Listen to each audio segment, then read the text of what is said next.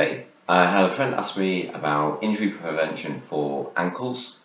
He knows a couple guys who've they've been taken out of action recently because they've hurt their ankles. So I wanted to do a video just on something you can do to basically make your ankles more robust, less likely to get injured. Because when your ankle's gone, it kind of takes you out of action, and even ongoing, the fear of then repeatedly injuring your ankle, it can really be a bit of a paralysis on doing the fun things that you like to do in life. So whether you like to do natural movement and parkour, or you just like to go walking, hiking, rock climbing, if you're a runner, or if you just want to be able to walk about and not worry about if you roll your ankle on the curb that you're going to sprain it. So the ankles are really important. They're literally how we carry ourselves through the world, how we connect to your point of support. So if they're weak, stiff, rigid, you kind of literally are carrying yourself weakly through the world, or you have a stiff connection to your point of support. So in this video, I'm going to basically go through a bunch of different things you can use to strengthen your ankle, and I'm going to do it from the least amount of time and effort, and progress to the more complex time if you've got more time to put into it. So you can just watch for as long as you want to put in. And if you do want any extra help with this, send me a message, and we can talk about how we can help you become more injury resistant. So the first thing that you can do every day, that's what I do every day for the ankles, is literally, I'm standing, just do some ankle rotations. So you can do it nice and slow. You're just taking that foot all the way through the biggest range of movement that you can. And then you're going to do it three to five times in each direction. Just go around like that. If you just do that on both feet every day, you're going to be better off than the 90+% of people who don't do anything to look after their ankles. So there's going to be a massive improvement there. And as you're doing it, what you can do is you can look out for the spots in that movement that are a bit ratchety, where the movement's jerky. That just means you've got less control over those bits. So for me, there's a bit here, you can hear my ankle crack there. And you can focus on those bits if you've got a little bit of extra time, and just work your way like that. So if you just want something quick, that's literally going to take you 30 seconds to a minute each day that you can do while you're doing other things. That's probably the best thing to get started with, and see how you feel with that over time. Going to go through more stuff now, but what I will say is that the last thing I'm going to get to is the thing that can take the longest to get the hang of, which is why I'm doing it last. I've been playing around with it for over 6 months now, and I'm kind of getting a good grip with it. But it will make the rest of these practices more effective, just because it's going to change the way the bones in your lower leg relate to your ankle joint. So if you really want to make some progress with it, do stay on till the end. So the next thing is just different options of that foot rotation. So I like to do it sitting in this position sometimes.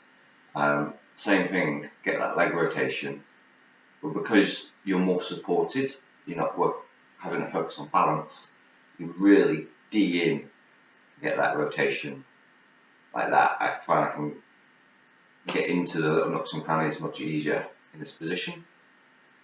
Other ways, again, doing those foot rotations, is from standing, having the foot on the floor and rotating, either going over the toes like so.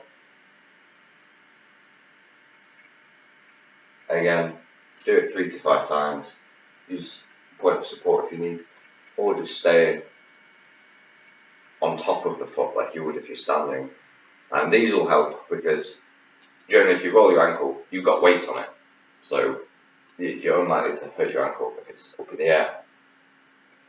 So you've got those two different circles. You can also do it together, adding these into this movement.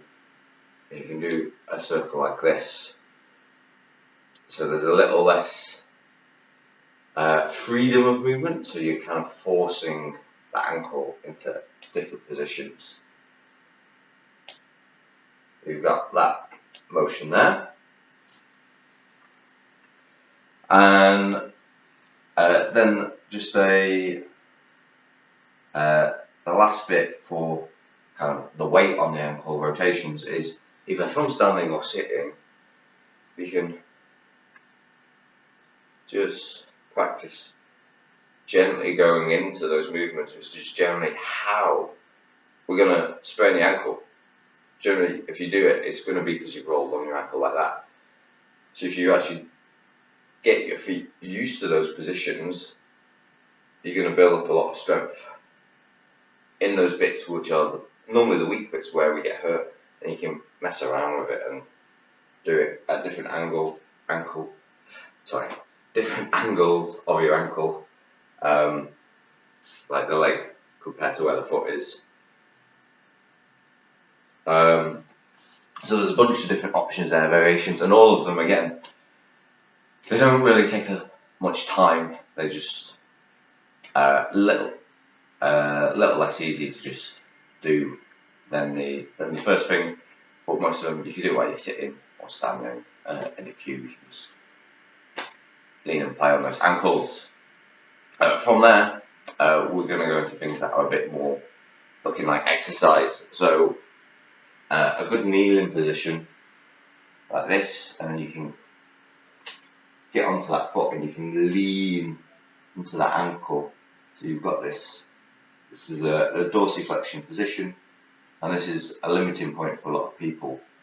And so you can hang out here, and again you just wiggle the leg around a little bit. Let the joint get used to this position. You can also, two different ways of trying to get deeper into this position. Number one is hold the position against the wall, and then you can bring that knee forwards to touch the wall. You can practice extending that dorsiflexion movement against the wall, and if that becomes easy, you can just shuffle your foot a little bit further backwards. There we go. And then for essentially a kind of stretch, it's quite hard to really stretch the ankle, but you can do it through active muscle control. So again, we end up in that position, go into that dorsiflexion position. The muscles that are limiting the movement, you've got two bits. It's whether the muscles down the front of your lower leg can contract more, and whether the muscles at the back of your lower leg are going to let it contract more. So to begin with, what you do is you're going to contract the antagonistic muscle, which are your calves. If you try and push the foot through the floor, so you're attempting to do that with your ankle joint, but not actually allowing any movement.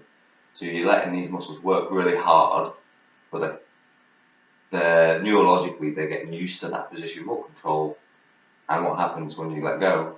You can go a bit further into it, and then you can contract here. So I'm doing the opposite now. I'm trying to bring the ankle up, the toes up into the knee, and contract there again. Doing it at position, and then let go. And it's that muscle control, it's the neurological muscle control that's going to let you get deep into it, and you just got that combination bit of the passive bit that we did when you're rocking your foot and rotating the ankle, and actively giving yourself more control in those areas. And those two things combined are going to just make the ankle a lot more robust. For general day-to-day things, like we live on flat floors all the time and we wear shoes a lot. So tip number one for that is wear shoes less, but have things around your house that you can use to give your ankles some more variety on what they're standing on. So this was a foam roller. I just cut it in half down the length. You can get flat ones, but you can have them, and then you're helping give your ankle that extra nutrition and feedback.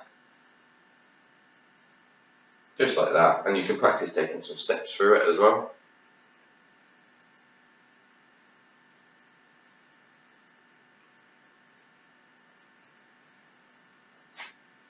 And beyond that, I have beanbags lying around the house, so have them on the floor. Like I have them on the floor when I'm doing the washing up, and again, it just means my foot's not on a perfectly flat surface. So it's just giving it that bit of variety as I'm walking around and doing things where I'm standing still, which means my ankle's getting more nutrition. And if you don't have specific things, like foam rollers or beanbags, you can just use a book. Thank you, Jamie Oliver. But you can just use the book for the same thing. Just pop the edge of your foot on there, and you can just walk forwards and do that. And with books, sometimes it gives more options because you can do things like just raise the big toe and step over. And really, it's kind of variety. The ankle variety is the spice of life. You want to give it as many options, as much nutrition as we can, rather than just the flat floors, which is why they become so fragile and injury prone. So there's a bunch of stuff you can do for strengthening your ankles. Again, if you want any help building it into a program, just giving yourself a bit more structure for all those different exercises and ideas, let me know.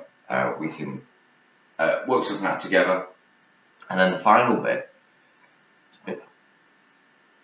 to work on is, which I said, is that thing that's going to help make all of those things a bit more effective. It's going to put your ankle into a better position.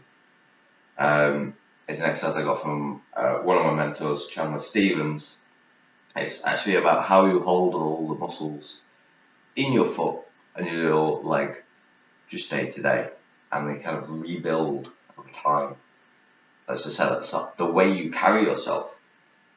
So the act of this is this point here, the highest point of your foot arch. What you're going to try and do is lift it away from the floor. If you just do that normally, you can just do that, and it's quite simple. But with this exercise, what you're going to try and do is lift that point without lifting this bit of the heel or the ball of the foot either. So you're going to try and pull this away without letting those move. And there's a few different ways muscularly that you can do this. Some ways feel better, some ways don't feel as good. One thing to try and do is not do it in a way where the toes tense up, because then you're adding too much tension. But if you just figure it out over time, you have to play around with what feels right, and this is why. You might get it easily while you're sat focusing on it, and it's, when I say I've been playing with this for six plus months, it's that process of maintaining this activation just while I'm walking, and I'm kind of getting to that point now where I can do it while I'm walking, and it's making a big difference. But a good cue for whether you're doing it right is, as you do the movement, whether your ankle bones are just twisting ever so slightly. So what you'll probably find is the inside bone rotates forwards and the outside bone rotates backwards. So on your right foot it's clockwise, on your left foot it'll be anti-clockwise.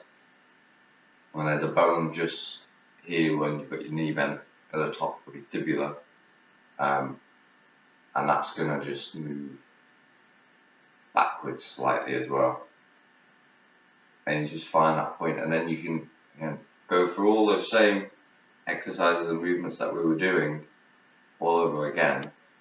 And what you'll probably find is you're a lot worse at them because your ankle's orientated into a different position, and all your musculature and ligaments, connective tissue isn't used to being there, so you have a lot less freedom.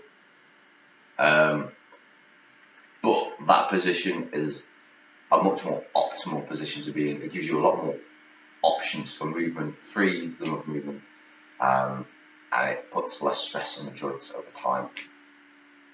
So there's a load of stuff to work with. Hope you find it helpful. If you want any help with anything, if you like the idea of this last exercise, but you just don't get it, let me know. We can hop on a call and I can go through it with you. But I hope you found that nice and helpful.